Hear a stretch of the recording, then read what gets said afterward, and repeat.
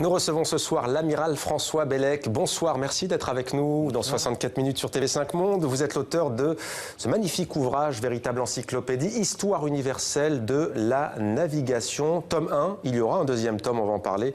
Les découvreurs d'étoiles. Alors, amiral, on a tendance à l'oublier, amiral François Bellec, mais l'espace maritime représente l'immense majorité de la surface de la Terre. C'est quasiment 70%, mais il a fallu du temps et même un temps considérable pour que l'être humain surmonte sa peur des océans. Oui, tout à fait. Et puis, ce qui est assez étonnant, c'est que finalement, les Européens sont partis très en retard par rapport aux autres. Et puis, ce sont eux qui, grâce aux Portugais, qui ont mis au point une méthode de navigation universelle, ont été les conquérants. Mais en l'an 1000, qui est un peu un exemple de... On ne va pas parler d'obscurantisme médiéval, mais enfin, en tout cas, de l'époque de la peur médiévale, en l'an 1000, où on ne savait pas en Europe ce qui se passait au-delà de l'horizon. Les Vikings avaient traversé l'Atlantique sans problème, les Maoris avaient peuplé le plus grand des océans, et les Arabes, les Persiens et les Chinois naviguaient couramment entre la Chine et la péninsule arabe. Nous, en Europe, on ne savait toujours pas ce qu'était la haute mer. Donc il y a eu une avance considérable de ces peuples extra-européens pour nous, qui nous ont précédés, et qui ont mis au point des méthodes de navigation qui ont été les premières à se risquer en haute mer, qui terrorisaient les Occidentaux jusqu'au XVe siècle. Quelles étaient ces méthodes de navigation? Alors chacun avait les siennes, ça reposait généralement sur l'utilisation des étoiles ou du ciel ou du soleil, les moyens naturels que l'on pouvait disposer. La boussole est apparue très tardivement. Les Chinois avaient découvert la bipolarité de l'aimant, ce sont les Persans qui ont eu l'idée d'utiliser ça en mer quand on ne pouvait plus voir les étoiles. Finalement, le seul moyen universel, c'était les étoiles. Avec une différence, c'est que le ciel des Maoris, ça monte comme ça, le ciel des Vikings, ça leur tourne autour de la tête. Donc chacun a utilisé son ciel comme il pouvait. Ce qui a rendu une méthode universelle, ça a été l'utilisation du soleil méridien pour mesurer la latitude, avec des tables de déclinaison, invention portugaise, on est au XVe siècle. Et là, le soleil permet d'aller dans des mers inconnues en utilisant la carte Portulan, qui existait en Méditerranée depuis le XIIIe siècle, donc qu'on n'utilisait pas vraiment, et puis la boussole. Alors boussole, carte, soleil, ça fait le moyen qui permet aux Occidentaux de découvrir le monde. Alors votre livre perce d'entrée un principe que ce sont les peuples, notamment Polynésie, Méditerranée, les peuples des mers qui ont joué un rôle de premier plan, mais qui envisagent la navigation, disons-le, d'une manière... ceux qui envisagent cela d'une manière moderne, ce sont, vous l'avez cité, les Portugais. Racontez-nous. Oui, ça s'est passé de façon tout à fait accidentelle. Le Portugal était un petit pays qui n'était pas du tout marin, il avait 1 million d'habitants, il avait des pêcheurs côtiers. Et à l'époque, la grande puissance maritime, c'était Venise. Venise qui exploitait les richesses des routes maritimes et terrestres de la soie, en allant récupérer en Méditerranée orientale toutes les richesses qui arrivaient des caravanes et qui transportaient ça dans toute l'Europe.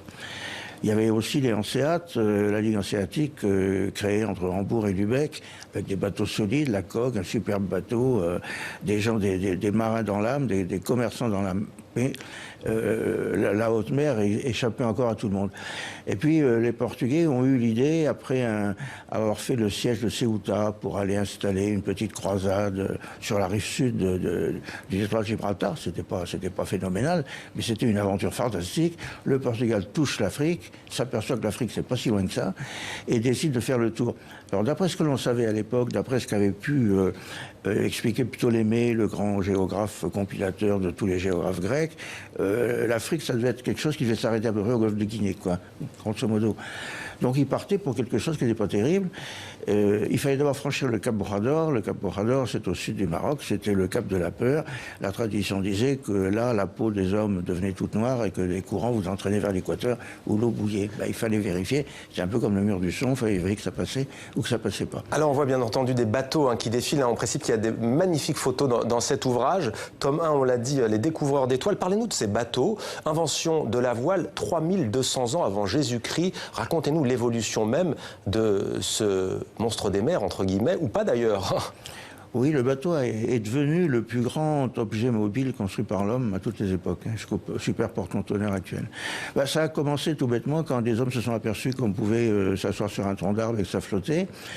Et puis que si on se dressait, on prenait le vent, on dressait une palme, on prenait le vent, ça avançait. Ouais. Et finalement, on s'aperçoit que le bateau, c'est un moyen de transport fantastique qui permet de de contourner les rivages escarpés comme les monts du Liban ou comme la Scandinavie pour les Vikings et pour les Phéniciens, que c'est plus commode sur mer, qu'on transporte des charges facilement, et puis on améliore, on met des planches pour améliorer le bordé de la pirogue.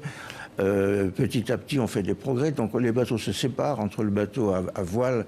La voile apparaît, on invente le moyen de transport maritime. Les avirons, ça sert à faire du bâtiment de combat. C'est le bateau long. Ça diverge. Et puis, finalement, on arrive assez vite avec les Phéniciens, qui, à partir de 1200 ans avant Jésus-Christ, les Phéniciens deviennent des transporteurs de Méditerranée. C'est eux qui vont chercher le blé d'Égypte pour l'amener à Rome. Le commerce maritime se développe. Et le bateau, petit à petit, se transforme, s'améliore. Les voilures s'agrandissent, se fractionnent, deviennent plus faciles à manœuvrer. Le bateau devient de plus en plus solide, de plus en plus grand. Et le progrès se font tout à fait naturellement avec des grandes rencontres. On voit, 4000 ans avant notre ère, on voit des bateaux dessinés sur la rive, sur des graffitis de la rive du Nil, pré-pharaonique, et puis on trouve les mêmes dessinés en Scandinavie par des pré-vikings. Il n'y a pas 40 solutions pour faire un bateau. Alors c'est drôle, on apprend aussi dans votre livre qu'on disait pendant très longtemps atterrir et non pas accoster. On parle aussi de navigateurs et de pilotes, même s'ils n'ont pas le même rôle. Découvreurs d'étoiles, qui sont au juste ces aventuriers, des explorateurs, des commerçants? Parlez-nous d'eux. Il y a bien entendu ceux entrés dans la légende, Vasco de Gama, Christophe Colomb, Sinbad le marin notamment. Parlez-nous de ces hommes au destin hors norme. Une infinité de marins anonymes que j'adore et qui sont ceux qui ont eu des idées, ont inventé les Portugais qui sont gênés par les alizés du Nord-Est pour revenir à Lisbonne ou à Lagos, ont l'idée de faire un large détour vers les Açores.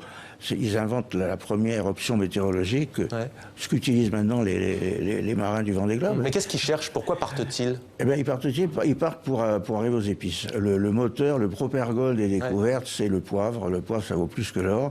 C'est Venise qui distribue le poivre dans toute l'Europe. L'idée, c'est de faire le tour de l'Afrique pour faire des chrétiens. C'est la formule d'un compagnon de Vasco de Gama. Nous sommes venus faire des chrétiens chercher des épices. C'est tout à fait ça. Il y a une motivation religieuse. On va évangéliser le monde, mais on va chercher du poivre. Et le poivre, c'est la fortune. C'est le roi du Portugal. On l'appelait le roi du poivre. Il devient le souverain le plus riche du monde. Donc ça, c'était la motivation. Et alors finalement, mais pour ça, ce sont une infinité de marins anonymes. Et le Portugal a mis 83 ans à faire le tour de l'Afrique. Entre le moment où ils sont partis, le moment où ils sont arrivés à Calicut, 83 ans, ça fait 4 générations humaines. Ils sont arrivés en Chine. Aujourd'hui, il faut combien de temps, par exemple, à titre comparatif? Sur un bateau, on peut faire... si on y va par avion, c'est tout de suite fait, mais un bateau même rapide, il fait ça quand même en une dizaine de jours. Et à 83 ans, c'est parce que c'est pas la durée du voyage, c'est la durée de ces voyages répétés. Chaque année, on allait un petit peu plus loin. Et un grand voyage après à Goa, ça pouvait prendre 6 mois sans escale. Alors vous citez notamment le Portugais Núñez, le premier Européen à avoir découvert l'océan Pacifique depuis sa côte orientale. C'était en 1513 et il disait ceci, vous le citez: « Nous avons découvert d'autres îles, d'autres terres, d'autres mers, d'autres peuples et plus encore que tout cela, un autre ciel et d'autres étoiles. » Quelle période couvre cette histoire de la navigation dans votre livre? Je disais tout à l'heure, moins 3200 avant Jésus-Christ, 3200 avant Jésus-Christ pour la naissance de la voile. Racontez-nous dans le temps et dans l'espace ce que ça représente. Là, quand j'aborde la navigation antique en Méditerranée, donc on tombe sur ces dates que vous venez de citer, la migration des Maoris, les grands voyages de l'amiral Chincreux, on est au XIVe siècle, début XVe siècle. Et puis alors les Portugais qui rentrent dans cette mer, qui inventent la navigation, et les grandes découvertes qui s'enclenchent parce que Christophe Colomb propose une nouvelle idée, c'est l'idée toute bête de faire le tour de la Terre, puisque la Terre est ronde, on le sait depuis Aristote, il n'y a pas de problème, mais on l'a un peu oublié, il n'y a qu'à en faire le tour. La commission Talavera, la commission espagnole qui étudie son projet, met 4 ans pour déclarer que c'est stupide, que c'est impossible.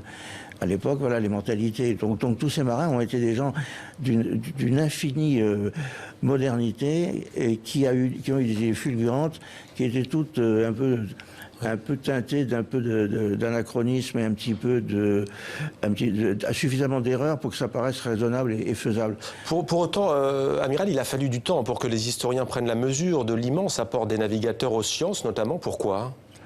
parce que, je dirais très malheureusement, l'histoire de la mer est très peu connue. C'est pour ça que je me suis lancé dans cette aventure.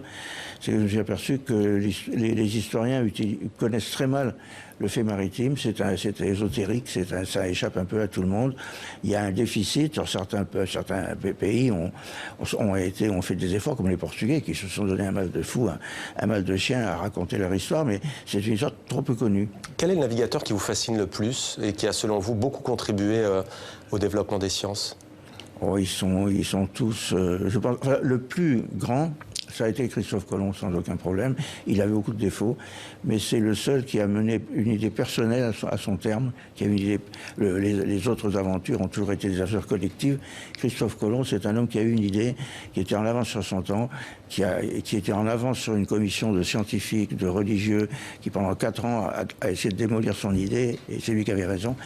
Et c'est le plus grand des navigateurs de tous les temps, sans aucun doute. Qu'est-ce qu'ils ont apporté à l'être humain, à l'humanité même, pourrait-on dire? On sait qu'il y a eu beaucoup d'échanges, il y a d'ailleurs beaucoup de mots. Vous me l'appreniez avant cet entretien qu'Amiral venait de l'arabe, Amir al-Bahar, l'émir de la mer. Quel a été l'apport de ces marins pour l'humanité?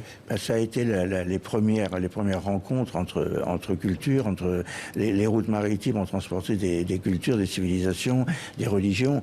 Le bouddhisme, l'islam se sont développés à travers l'océan Indien. Il y a un chapitre sur le Coran et la mer, par exemple. Oui, par exemple, le Coran cite très souvent la mer. Pour le Coran, les bateaux sont un don de Dieu, c'est exceptionnel, on trouve ça nulle part ailleurs. Donc les navigateurs ont été, en fait, ils ont ouvert ces routes, ces relations entre peuples, c'est vraiment connecting people. Hein. On met en commun une science qui est commune à tout le monde, parce que de même que les bateaux se ressemblent, les méthodes de navigation aussi, le langage c'est le même. Les marins, ce sont des communautés enclavées, mais qui appartiennent au monde universel de la mer. Alors ça a été véritablement l'ouverture de cette première mondialisation. Et ce n'a pas été facile parce que jusqu'au milieu du XXe siècle, la navigation reste, disons-le, imprécise malgré les boussoles et les cartes que vous avez évoquées. Hein. Tout à fait. Moi, quand je suis rentré dans la marine, la navigation n'était pas encore une science exacte. C'était avant le radar et bien avant le GPS. Il nous arrivait de plus très bien savoir où on était. Donc, la navigation est restée jusqu'au début jusqu'à la deuxième moitié du XXe siècle, une science qui n'était pas exacte. Merci beaucoup, Amiral François Bellec de l'Académie de Marine, Histoire universelle de la navigation, tome 1, Les découvreurs d'étoiles, édition de Manza. Un tome 2 est à suivre aux mêmes éditions de Manza. Merci beaucoup d'être venu sur notre plateau.